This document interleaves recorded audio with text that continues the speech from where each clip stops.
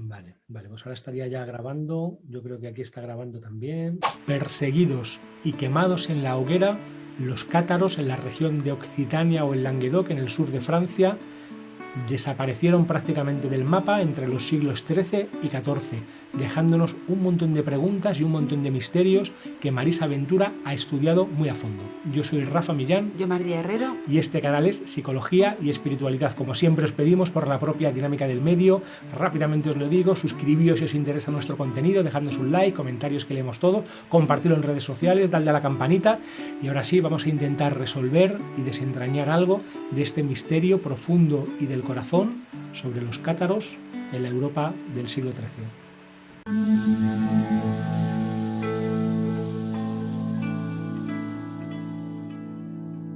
Bueno, Marisa, vamos ahora a una época que a mí siempre me ha resultado fascinante, siglos XI, XII, XIII, que es el siglo de los cátaros, sí, pero también son los siglos de Francisco de Asís, son los siglos de los grandes místicos sufís de todos los tiempos, de Ibn Arabi, de Rumi, son los siglos de grandes místicos cristianos como el maestro Eckhart o aquí en España Ramón Llull.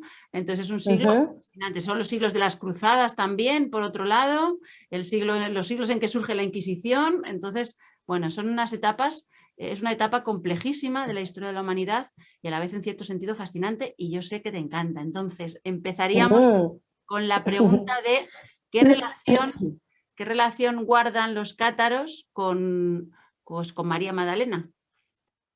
Bueno, un periodo fascinante que nos ha dado muchísimo a la humanidad, aunque siempre dicen, uy, la Edad Media, un periodo oscuro, a mí me apasiona y hay grandes luces en la Edad Media. Con lo cual, ¿qué relación tuvieron los cátaros con María Magdalena? Toda la relación que se puede dar entre una hermandad como fueron los cátaros y María Magdalena, a quien ellos consideraban la cabeza de su iglesia. Los cátaros consideraban a María Magdalena la esposa de Cristo, abiertamente, la custodia del mensaje más puro de las enseñanzas de Jesús, y era la cabeza de esta iglesia entendida como eclesia, como comunidad, como vivir en comunión, que eran lo que los cátaros llevaban adelante y pusieron en práctica. Los cátaros fueron los descendientes reales de las enseñanzas que María Magdalena nos dejó en el sur de Francia, donde ella desplegó su ministerio, donde ella enseñó de manera oculta y de manera incansable, donde ella bautizó, donde ella ofrecía la paz, donde se dice que convirtió a un montón de personas mientras ella estuvo en vida y donde nos dejó este legado tan vívido. Entonces los cátaros fueron estos hombres y mujeres considerados puros, considerados buenos hombres y buenas mujeres. La palabra cátaro viene del griego, que significa cataroi, y cataroi significa puros. Por eso ellos eran considerados hombres buenos, mujeres buenas y sobre todo puros de espíritu. También los cátaros eran conocidos como los perfectos. ¿Y a qué se referían con que eran perfectos? Bueno, no la perfección que podemos entender hoy en día con todas las exigencias que tenemos, sino que ellos eran perfectos en cuanto a elevación espiritual, en cuanto a iluminación y en cuanto a conocimientos. El ser cátaro era una forma de vida, era una manera de ser, era un estilo de música, una manera de vivir. Ellos tenían determinados preceptos. Por ejemplo, ellos amaban la naturaleza, meditaban, en su mayoría eran vegetarianos. Miren, si nos ponemos a ver, son las cosas en las cuales hoy tienen de nuevo mucho auge y mucha vigencia. ¿Qué nos hace bien como humanidad? Estar en contacto con la naturaleza, dedicar un tiempo a la espiritualidad, a la introspección, cosa que ellos hacían, meditar, estar en consonancia con el entorno, cuidar la madre tierra. Entonces los cátaros realmente fueron una sociedad además de avanzada, donde también ellos influyeron en la cultura de Europa en dos pilares claves, la libertad y la democracia. Los cátaros tuvieron algunas cuestiones disruptivas para la época. Primero, que ellos creían en la igualdad entre el hombre y la mujer. Hombre y mujer no tenían diferencia. Al igual que Jesús, en su ministerio, las mujeres tenían un rol privilegiado. Y para Jesús, las mujeres eran iguales que los hombres, con lo cual los cátaros también creían en esta igualdad, y de manera genuina. De hecho, ellos predicaban, al igual que los primeros cristianos, hombres y mujeres juntos. Y el otro punto disruptivo de los cátaros, por los cuales la Iglesia los identificó rápidamente como herejes, es que ellos hablaban de una conexión directa con Dios, de un uno a uno, sin necesidad de templos, sin necesidad de iglesias, sin necesidad de imágenes inclusive. ¿Y qué pasó? Bueno, que los cátaros, con este mensaje de amor, este mensaje de cuidarse unos al otros, de amor al prójimo, despertaron obviamente la irritación de la Iglesia, que en el año 1209 mandan una feroz cruzada para acabar con ellos. El periodo en el cual el catarismo tiene máximo auge también es el periodo, como vos súper bien decías, María, antes, de la caballería cristiana.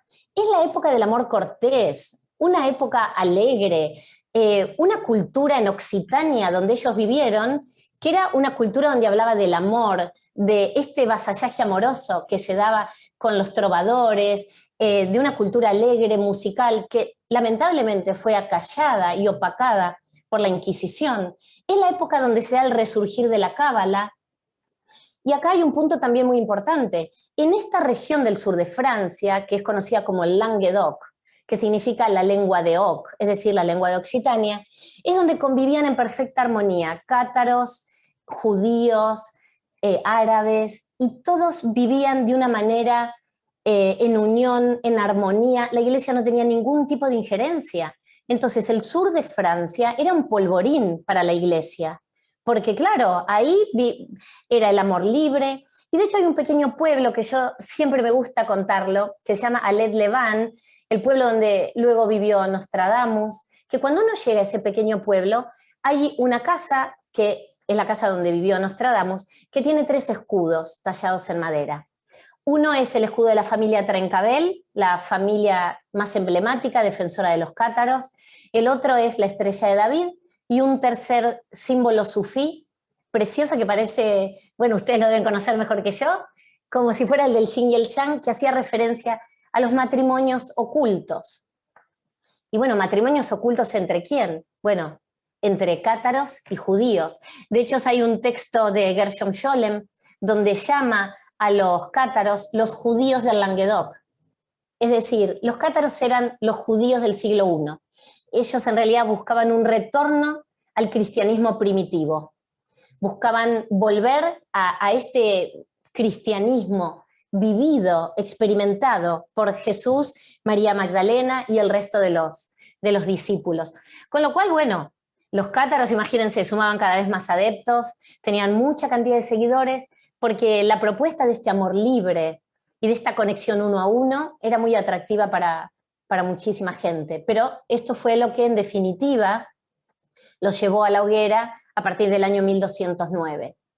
Entonces, bueno, es una historia también de drama, la de los cátaros, una historia de amor hermosa, pero también una historia de drama y de dolor. Si ves en los libros así, las introducciones generales sobre el catarismo, supongo que en Wikipedia, siempre se dice que pues como que los cátaros eran dualistas, ¿vale? Ajá. Buena pregunta esta, ¿eh? Aquí vamos a ir al grano filosófico. El grano filosófico.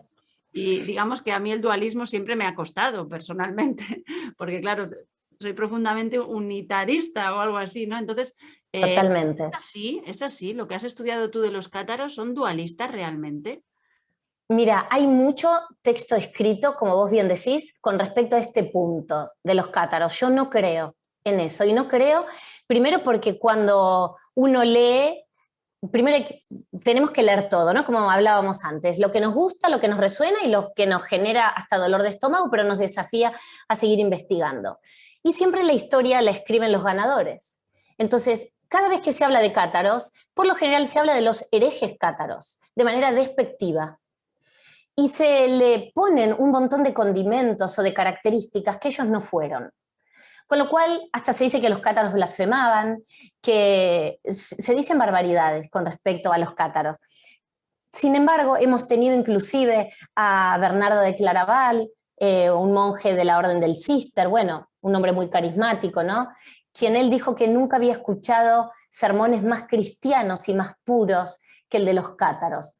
Con lo cual ellos creían profundamente en Dios, ellos tenían a Jesús como su Mesías, como su maestro a seguir. Ellos sentían que Jesús había sido un maestro que abrió el camino para que el resto fuéramos haciendo nuestro propio camino tras esas huellas y tomar este legado.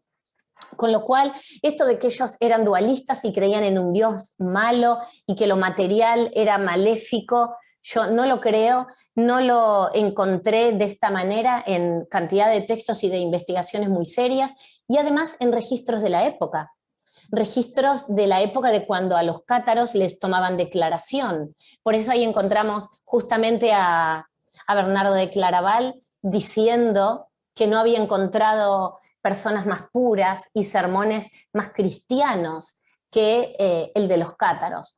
Con lo cual, bueno, hay mucho dicho sobre ellos y hay que ir como bien en la profundidad para entender quiénes fueron realmente ellos. Hay mucha gente que dice, bueno, pero los cátaros también eran célibes. No, no eran célibes, ellos tenían una actitud muy saludable con respecto a la sexualidad y con respecto al amor entre el hombre y la mujer.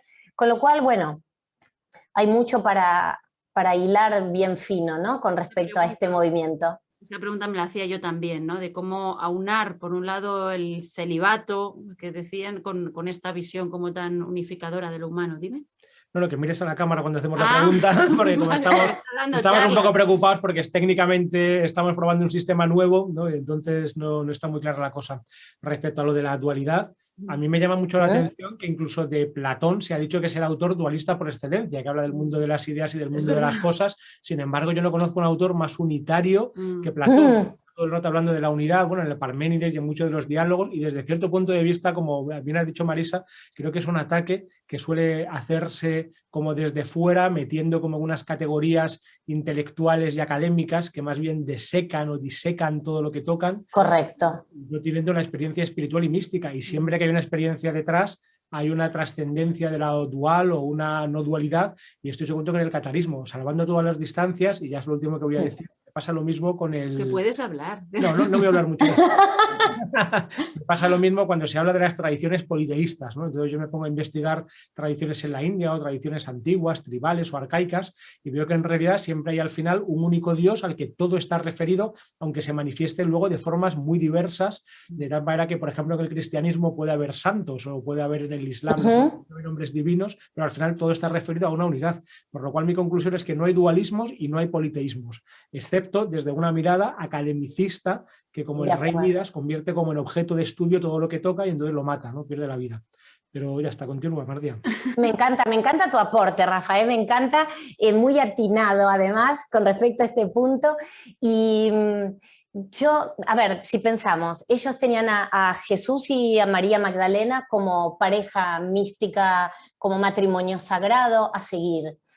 Entonces, claramente ellos, todo el tema que muchas veces se dice, bueno, eran célibes, eran tremendamente estrictos, eran estos herejes. A ver, hereje es el que piensa distinto, es el que trae una idea nueva, una idea diferente. Y claramente en la época, en la Edad Media, y sobre todo cuando la religiosidad era, en este caso y en esta área, un polvorín, que alguien viniera a desafiar el statu quo, por supuesto que iba a ser tratado de hereje, iban a aparecer un montón de adjetivos para desprestigiarlos, pero no es la realidad, porque cuando empezamos a hilar profundo, no solamente Jesús y María Magdalena fueron compañeros sagrados, místicos, también de unión íntima como pareja, sino después nos vamos a enterar de otros personajes y de otras cuestiones. Por ejemplo, Pablo, que nos ha llegado que Pablo siempre dijo, bueno, hagan como yo, no se casen. Sin embargo, si uno empieza a estudiar la historia de Pablo, va a aparecer Tecla, su compañera de vida, que después fue Santa Tecla,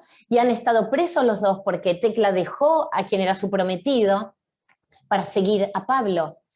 Con lo cual hay un montón de parejas místicas que sabemos que fueron ocultados, y por eso digo, siempre tenemos que tener un poquito de duda y de quitar los sesgos y los velos y llegar a la profundidad de quiénes fueron estos hermanos cátaros que realmente fueron una sociedad muy sana y muy pacifista. Qué hermoso es el tema como de desvelar o desempolvar, ¿no? Porque me encanta. El constructo histórico lo que se dedica en realidad es a velar a los grandes personajes, ¿no? Lo que hacemos es velar para bien o para mal, o encumbrando, idolatrando por un lado, o por otro, o lo contrario, ¿no? O desidolatrizando y Sí. dando la belleza de algún ser, ¿no? Es muy interesante esto, porque en la medida que se vela por arriba o por abajo, aunque sea encumbrándolo, se lo pierde, ¿no? Porque te pierdes la vida de la persona o la vida que trajo la persona, ¿no? El fondo Exacto. de su... Y una pregunta, no sé si esto lo habrás estudiado, pero ¿qué se sabe o dónde se puede estudiar o qué fuentes orales hay? ¿Qué es lo que se sabe? Desde la muerte de María Magdalena, que pudo ser como en los años 60 o así, ¿no? Sí. Hasta que aparecen los cátaros. ¿Qué pasó en esos casi 1000 años de margen entre unos y otros? Bueno, a lo largo de, primero que en el María Magdalena, los primeros siglos de nuestra era, era muy venerada. Era realmente hasta considerada por San Juan Evangelista como la fundadora del cristianismo, por haber sido la que vio primero a Jesús resucitado y en el transcurso en que ella va a anunciar a los apóstoles, era la única que tenía la verdad revelada de la resurrección de Jesús. Ella fue este puente entre la muerte y la vida. Entonces, a partir de ahí, ella fue considerada la cabeza del movimiento de Jesús y ella lleva todo este mensaje y todo este legado al sur de Francia.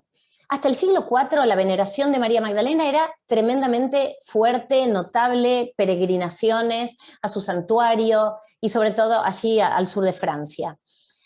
En el 597 va a ser el Papa Gregorio Magno quien la transforma a María Magdalena en prostituta, en penitente, la toma como modelo de rol, y es la historia de conversión más exitosa de la Iglesia Católica, ¿no? Cómo una mujer pasó de ser la prostituta arrepentida, la que tuvo que hacer penitencia, para después transformarla en santa. Un caso de éxito absoluto bajo este rol de un proceso de conversión.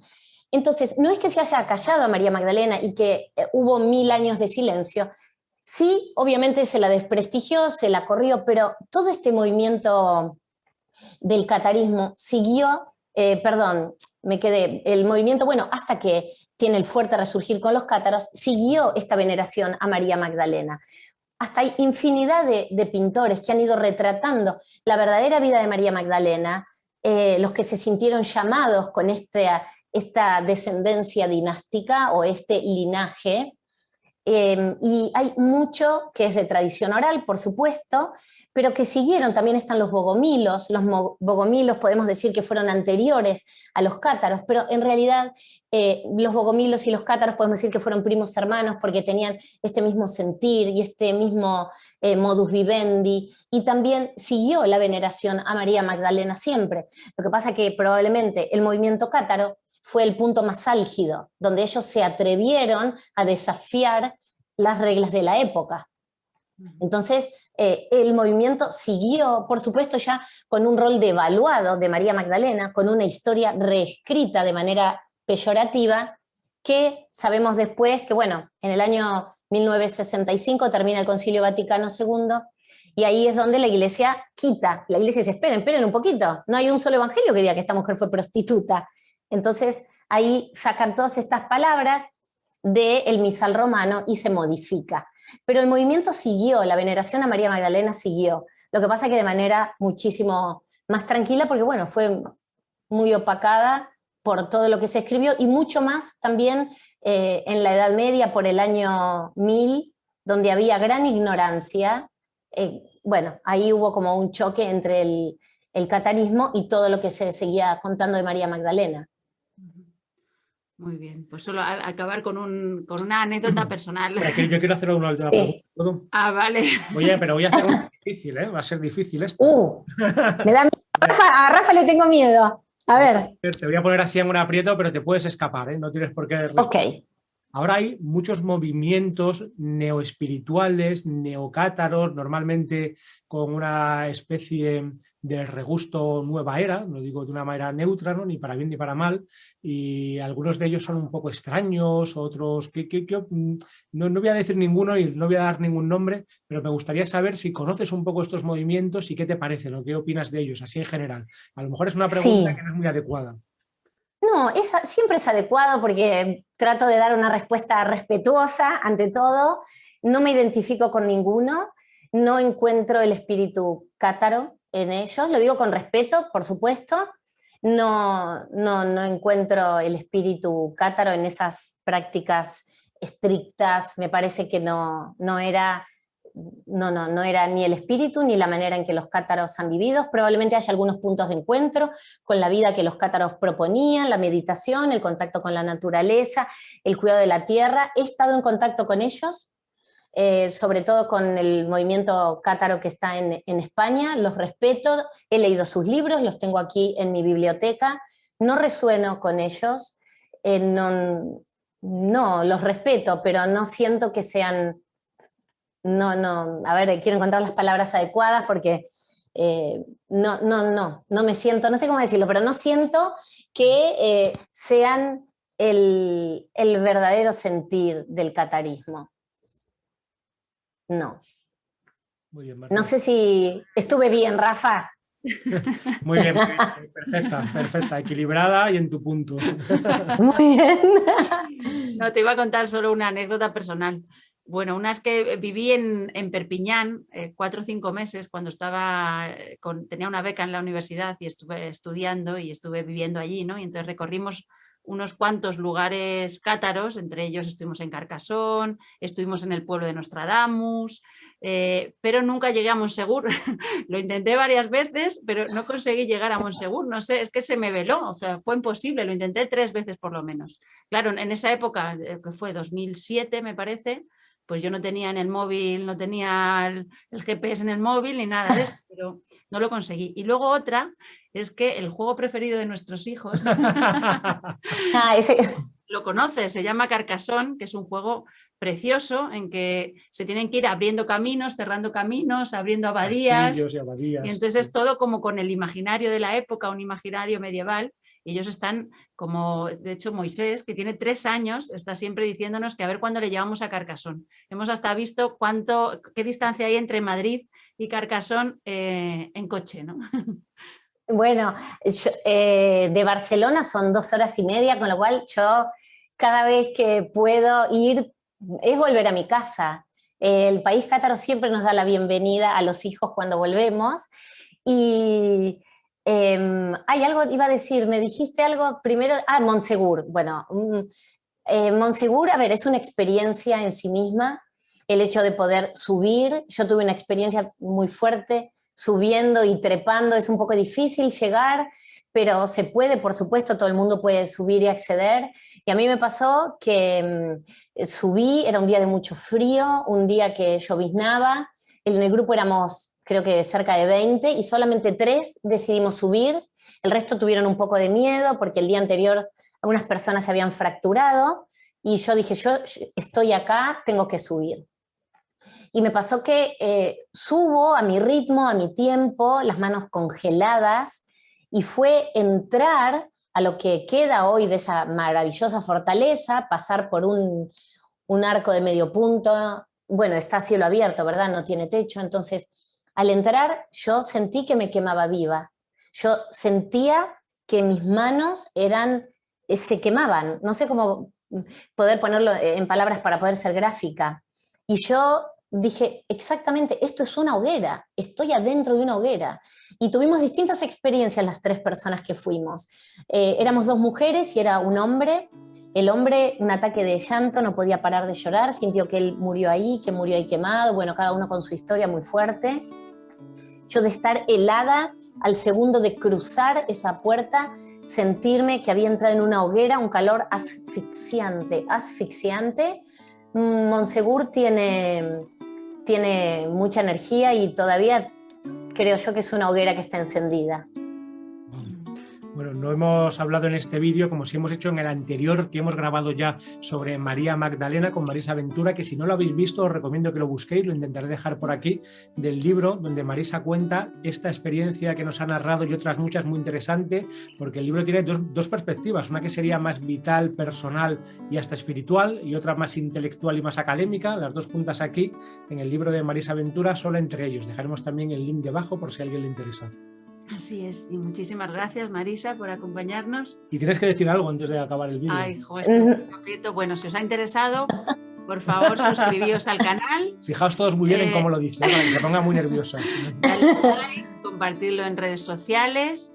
Ya está. Muchísimas gracias a Marisa por habernos acompañado. Realmente para nosotros ha sido una gozada. Yo siento como una conexión, como si hubiera encontrado una persona muy cercana de corazón a mí. Una hermana. Una hermana al otro lado del mundo, pero con la lengua materna común.